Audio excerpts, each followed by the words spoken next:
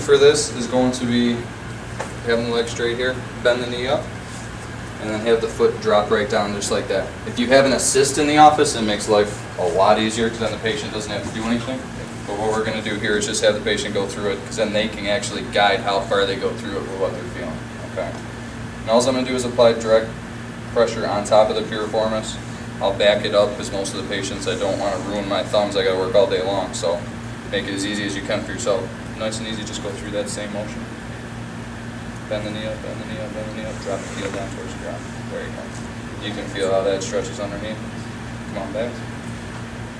Same thing, keep starting with straight. Nice and easy all the way up. And same thing we do with any other muscle. You're looking for some kind of adhesion, some kind of scar tissue, and that's what you're going to directly work on instead of working any type of healthy tissue. One of the reasons I said we would look for any type of tension in the calf as we try to figure out what we're going to work on there. In order to free up that nerve entrapment, you would want to have the patient go through a range of motion which lengthens the nerve, or nerve flossing as everybody's heard of before. What I'll do in order to increase the effectiveness of nerve flossing is hold the muscle down right next to the sciatic nerve and have her go through that exact motion.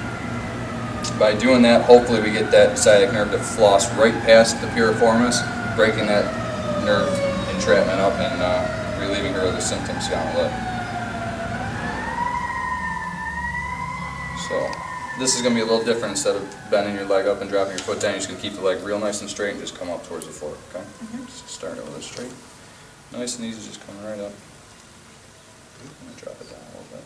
Just hold it there for a sec. Good, come on back. Strapped every time she flexes her leg up in front of her. Even though it doesn't create any symptoms, she doesn't have any problems walking around, she doesn't have that sciatic all the way down the leg, other muscles in the body are going to tighten up to protect that nerve, okay? As she's walking, every time she kicks her leg forward, if that nerve is being pulled tight, the body's going to tell the hamstrings or the glutes to tighten up to make sure that you don't damage that nerve every time you kick your foot out in front, okay? So that's why you would treat something like that even though it might not be exactly what they came in the office for. Okay. Can you do that once more, just so I can get that? I couldn't see your hand contact. We're just contacting right next to the sciatic nerve on the piriformis, holding the piriformis as she moves through. Okay. Good. Come on back up. What I want you to do is stand. Your gluteal nerves. You will get on someone's piriformis and people will jump off the table. You want to make sure you're not on that nerve. So stay a little. So if you look at insertion, the attachment points, you want to think mentally. Think of where your sacrum is. You want to be on the lower portion of the sacrum. That's where your piriformis is going to touch all the way to the greater trochanter. You want to stay in the last. You can tell me if you agree with this. You want to stay in the more lateral portion to stay off those nerves, because if you get on them, they're going to be really, really sensitive. That's not what you want to be on. You want to stay lateral to that because you will give someone a neuropathy. And make sure that you do not pin that muscle down to the bone. So if you do that, they're going to be in a whole lot of pain. They're not going to want to move their legs. So make sure you're not getting too heavy with your contact. You can actually feel something underneath the thumb. If you're really bearing down, you're not going to feel anything. Okay? Go ahead, split up. So through there. Don't put that all the way down. There's a lot more nerves. I think that was right here. More or no? Hi, Carrie. You do the other side. Just walk it through here. Just relax. Just like you're not with someone. Just put your hand right on the greater trochanter here. And then just drape your finger off. Okay. Fine. Usually use this hand. You work your way up. Glute median, piriformis, external, internal gemellic brothers. Okay. And that's how you go. It's just like a fan. They're all connected there. Okay. If you put your hand that way, you have something to contact. You're just going to feel through there or whatever. It's real tight. I want you to stand up and see her. If she jumps a little bit, that's a good place to start. Good. Use the other hand so you're not going to hurt your bump. Just try to feel that muscle wide underneath there and see what it feels like when it's in tension and when it's loose. I get it. Come on. Oh, that's what it's rotation. If you drop the whole leg down, it's not going to get that rotation. You're not going to like that. So it drops down like that. There you go. The difference? Yeah. She'll find it on you. Really? That's where you're supposed to play more. Yeah.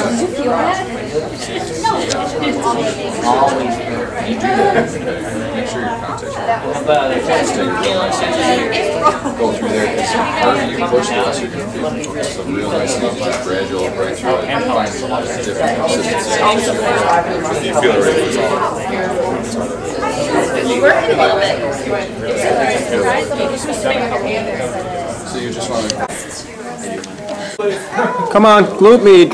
There we go. I think what Dave's probably looking like that. So we're going to do glute medius, which is very, very similar to the piriformis, okay? The only difference is it's more, the muscle's responsible for more abduction of the leg, okay? So the motion we're going to take, bringing the knee up, and then just pretty much letting the whole leg drop down that way, okay? And we're going to try not to let her roll her hips, otherwise that's just taking the attachment point with it. It's not lengthening the muscle.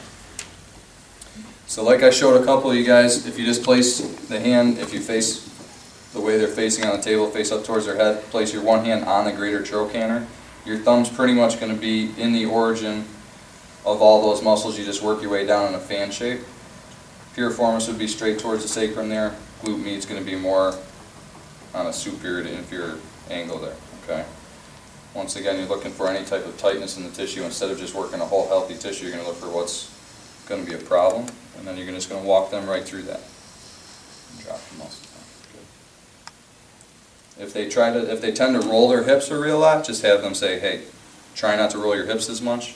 If you have an assist, they can do it a lot easier without having them roll the hips because they won't have to control that leg at all. Same thing, one thing, I just don't want you to let your hips roll forward, just let your leg just drop right down, okay?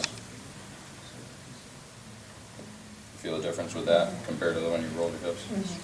One other thing you can do with your hands, you can hold the front of the ilia or the ASIS. Their hips won't go anywhere as long as you can hold on to that. If you can hold your contact, feel the muscle, and do that all at the same time, it's a lot easier to get that muscle just to relax and lengthen right out. Go ahead, same thing. Just right there. Good. That's it. Very similar to piriformis, just your origin of where you're pushing and where you're contacting on the glute med, with the little difference with the, you're not doing as much external rotation, you're just doing more adduction. Okay? So patient's just going to go back. I'm going to use their, what am I pushing there? Okay. I'm going to bring her to the edge of the table, okay? So what are we seeing here? This is both a test and we can treat it in this position. I'm not going to go through all the PIR, the resist, all that. I just want to get these positions. So modified Thomas, tight iliopsoas, plane of the femur is above, kind of level to the plane of the table there. So tight psoas, what else might we see? Flexion with, yeah, she's got a little tightness, rectus femoris, right? We'd have this out here. We should be able to put some overpressure to about 135. Squirming a little bit there. More? Did I say 165? No. So, rectus femoris, right? What else? TFL? Maybe a little abduction? With flexion? We see that too, right? So, a stretch could be the PIR part. Contact here for the iliopsoas. You would push up into me, and we won't go into all that. You also could add the rectus. You can actually use your leg there. They would resist there, and you could put that pressure there and combine it with...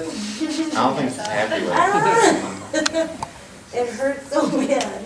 Are you okay? Yeah. You want someone else? Now I'm You know, we can do it with someone who doesn't have these tightness. I just don't want to spend a lot of time. Just let me know if you need a break. So, anything else with that?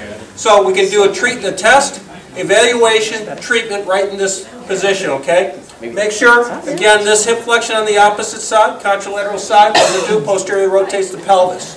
So it's going to give us a more maximal stretch here, because it's going to lengthen that. Already start to lengthen that. Right? Okay, can you lay on this side? So what else? So a sideline, right? Head right down here. Patient position, you want them comfortable, right? Go up that way a little bit more. So what do? Flex the downside, the unaffected side.